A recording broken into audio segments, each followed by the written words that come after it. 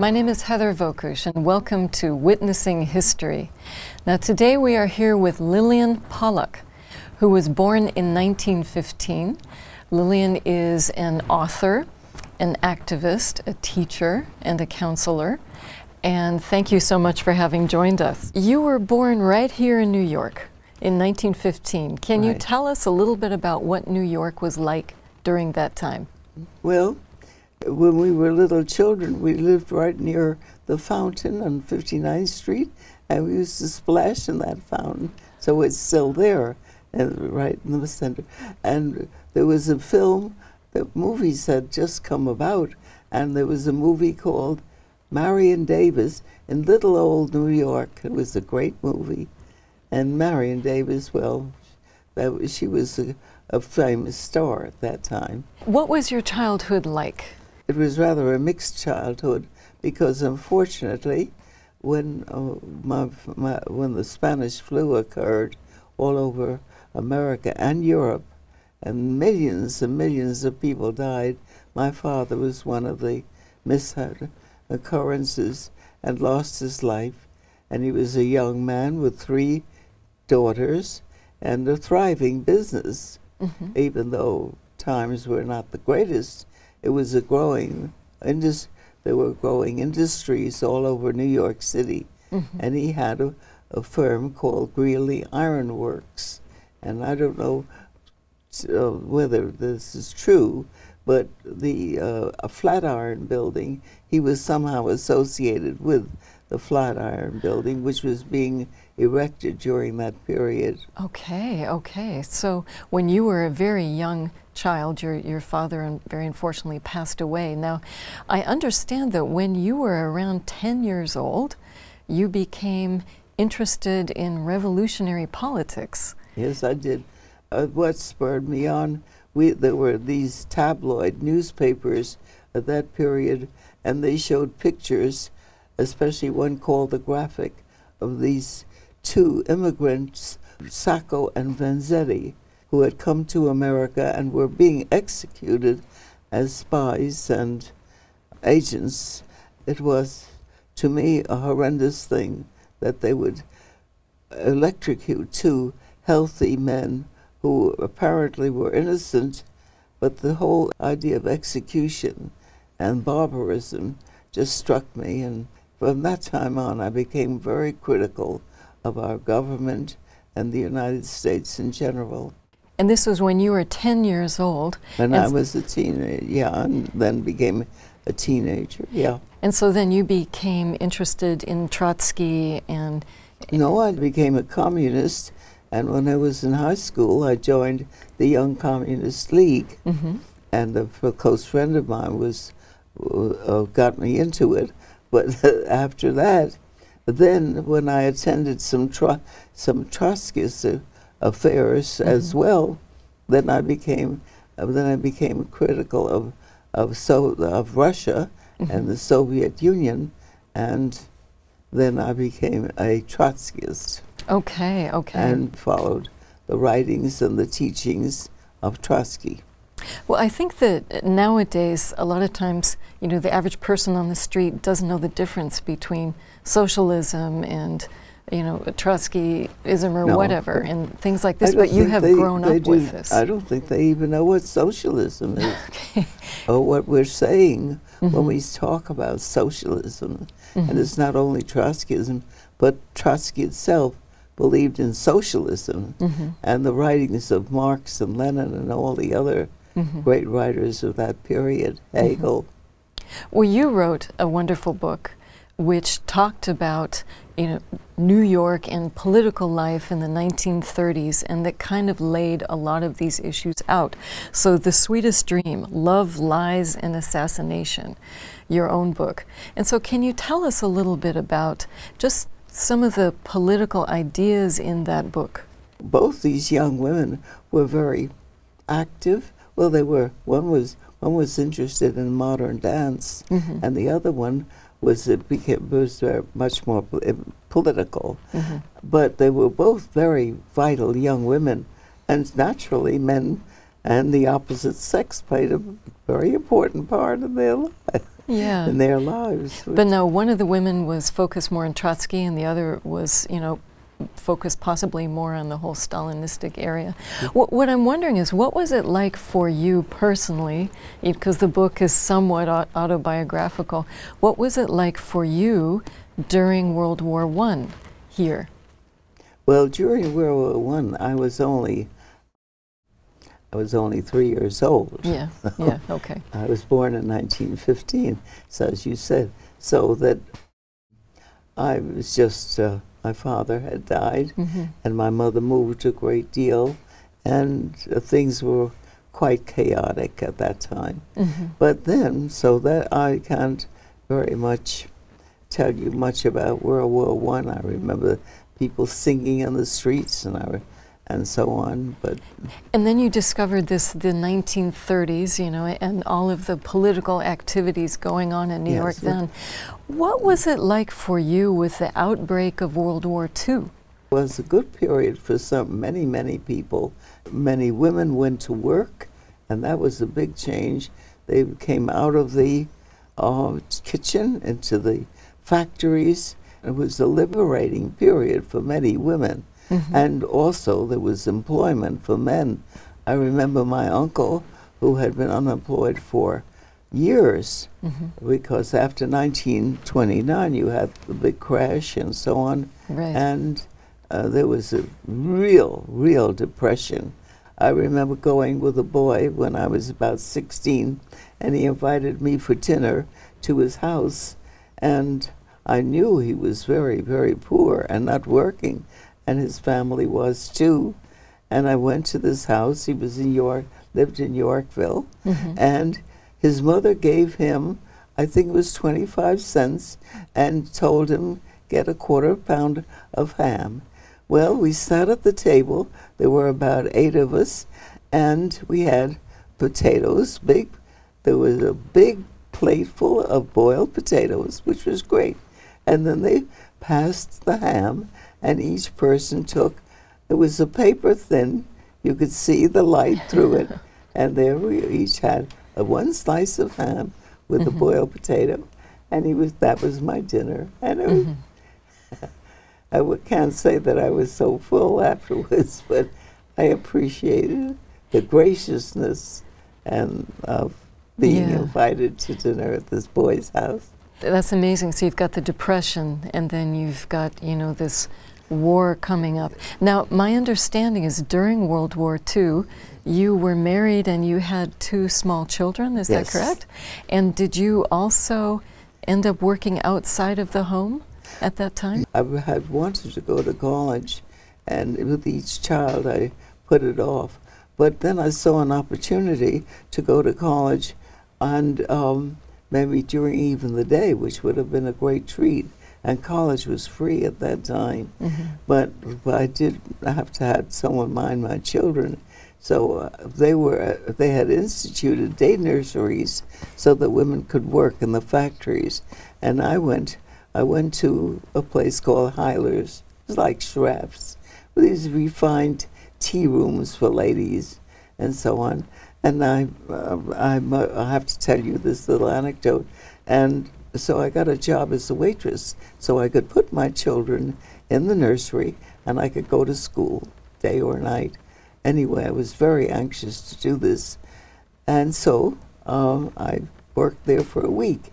But during the week, I was told to bring out trays of tea and coffee and hot chocolate. Hot chocolate was a big thing then. Hot chocolate and coffee. And on my way out, I didn't know the difference between some. I couldn't make it out too well. They were both pretty dark. So I took a sip of one. Well, the next week I lost my job. You took a sip of one of the drinks before you served it, yeah. Had to be one or the other. What other things do you remember from New York during World War II? Actually, my husband should have been drafted. They were scraping the bottom of the barrel, and he was in his 30s when the war broke out, when the war was on, and he was very thin and not a great candidate for warfare. And I went to the doctor and tried to get notes that he wasn't in a fit condition and so on, but it was totally ignored by the draft board, and he was summoned to go down for a physical, and we had raised, we had really tried to get him exonerated, but it didn't work. Okay. But he came home that day, and he said, "I'm off the hook." Okay. And I said, "Why?" And he said, "Because I played football once. I went on the field once, and they carried me off. I have a trick knee." And the minute they heard that, they said, "You're out." Wow. And I never remembered it. I said, "Oh, good thing you did." Good thing you did. My goodness, my goodness. So that was the end of our wartime experience. And so your husband could stay here. Now, my understanding is that you're first generation from a Jewish family in New York. And so what was that like for you when you heard about what was going on to Jewish people in Europe and under Hitler? We were terribly, terribly upset. But yet, for political reasons, many Jews felt they didn't want to interfere in government. Many Jews felt this fear of having come, not wanting to involve themselves in other things, and they'd come to a new country. They looked forward to being in Israel eventually. Some of them did. Some of them said, "Let's make home here. This is a good country. We will make home here." So there was a general, many of them just turned away from the whole horrible experience and many, if you don't want to know about something, you don't know about it. I remember going to a large demonstration. It was held by Jewish organizations, but it was just one. I felt we should be running through the streets and crying, stop this, to everybody, because it was so horrible. We didn't get maybe all the full news, but we got enough to make us really fear and be so frightened for these Jews. I attended this big demonstration, and the cops on horses were there. And guess what? The horses and the cops on horseback were to prevent the demonstrators from attacking the Nazis. That's what the police were for. And I saw this cop on horseback with his hooves rising above my head, and I was a little scared. One and I can lost imagine. a shoe. Yeah, you lost a shoe. So let me understand. At this demonstration, you had protesters who wanted something done about Hitler, and you had Nazis at the same... It was a protest, but it should have been 10 times, 1,000 times as large as it was. But Roosevelt himself, who was revered by Americans and supported him, Roosevelt would not interfere because he was going to run for a re-election, and he did not want to antagonize the Pope and the Catholic population. And he would have antagonized them by supporting the fight for the Jewish community, is what you're saying. Yeah. So, I mean, how did you get your news at that time? What were your main news sources? Well, what I did during those years, I was taking care of 2 children, mostly. Right, exactly. And I was going to school at night, and I was I attended political meetings, and also we had anti-Nazi demonstrations in Yorkville, and... You had Nazi demonstrations? Yes. And what? Anti-Nazi demonstrations in Yorkville. Okay. We held those all during the war, and we could have gotten beaten up many times and chased, and we were. And was there much of a Nazi community here?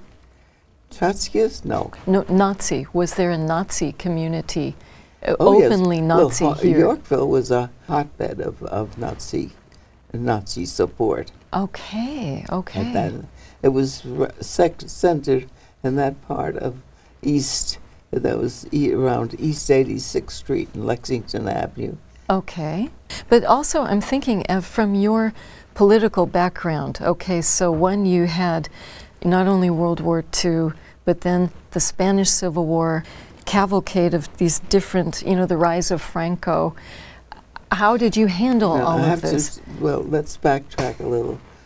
In 1936, and before, 1934 and before that, well, you had the invasion, and you had Franco rising and supporting the fascist movement. He was fascist, but the regular elected government of Spain was Republican. However, Franco had support of Hitler and Mussolini had invaded other countries, and they were a sort of a testing ground for the oncoming fascism. Okay. And they were supplied planes and so on. Now, America and other countries had an embargo, but it was totally false, and supplies were allowed to go into Franco, and we saw that the Republicans would be defeated. So when you saw the rise of Franco, did you imagine that this later on would lead to more of this in other countries? It was a training ground for the fascist movement. Okay, okay. And then, so how was this for you as you were seeing this politics progress over the decades and just getting, you know, just getting more and more frightening? I mean, how did you deal with this personally and politically? It felt useless. Look, it seems to me that throughout my entire life, I have seen, hopefulness dashed. Even as late as Nicaragua, I hope that they would be able in Nicaragua to have a successful little revolution there. But Mr. Reagan and that whole operation there, and the embargo of Nicaragua, so our own country interfered in many ways, and that's very frustrating. Because you see your own country and the one you might want to support if they will do the right thing. But it seems to be, they don't do the right thing a lot of times. My understanding is that you actually went to Nicaragua, and you went to Nicaragua. Yes. Can you tell us a little bit about that trip? I heard something about some posters. Oh. Or something. What year was this, 84? I was bragging because they never stopped me. I looked like such a harmless little old fat lady.